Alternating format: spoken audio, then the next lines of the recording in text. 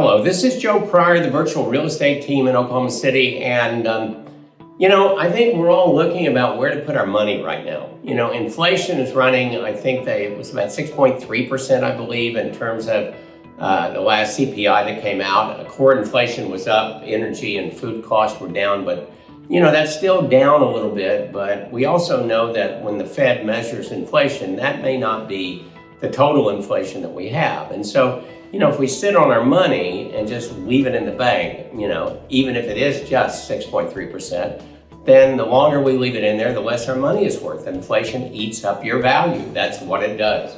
So we're trying to invest in something. Now, I invest in different things. My family invests in different things. We don't just invest in real estate. We invest in the stock market and fixed incomes and annuities. We have all of these kinds of things. The problem right now is return on investment. And the problem is if I put money in the stock market, and I lose money, there's no tax benefits to me other than just basically taking a loss. I don't get anything special. I'm hoping that it goes up. I'm hoping that it pays dividends. But in real estate, you have got deductions that they give you. In fact, the way that we set it up in terms of putting a portfolio together, you really shouldn't have to pay taxes at all. And here's the reason why. First thing is, and I've talked about this before, when we sell a property at, let's say, $200,000, and the lot cost is $40,000, we have $160,000 in the improvements. Now, to the IRS, what they allow you to do is take that and depreciate it over 27.5 years. So you divide it by that, then you divide it by 12, and what you find out that monthly you have a greater tax loss to the IRS, even though it's a paper loss, than you have in terms of positive cash flow. Now, the other thing is that if you put improvements in, you put repairs in, that's also deductible, and it makes your return on investment over 7 and 10 years greater, mainly because it lowers the taxable rate of what you're going to have to pay if you sell it outright. And that's a very strong thing. Now, there's other expenses that you can deduct. Now, what I'm saying is from personal experience, you really need to consult a person like a CPA just to really get the strong details and make sure you're doing the right thing.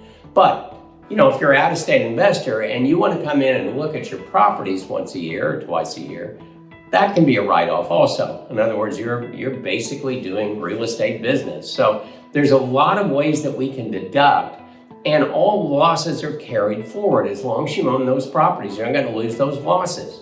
Now, the other thing is, unlike other investment, if I sell a stock or a mutual fund or whatever, it's a taxable event.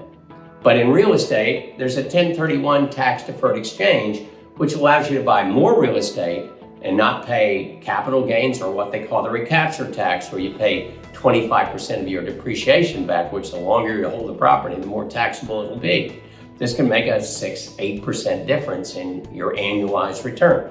So that's something also that real estate has. And so I'm not asking you to put all your eggs in one barrel. I'm not, maybe it's a barrel. I'm not saying that because I don't do that. But I will tell you that the majority of what I have in terms of passive income right now, which allows me to pay all of our bills and take vacations without having to make a sale or make any income whatsoever, is because primarily real estate is the driver, and the ability to avoid taxes on it, as long as you hold it until you die, is one of the real advantages you should look into.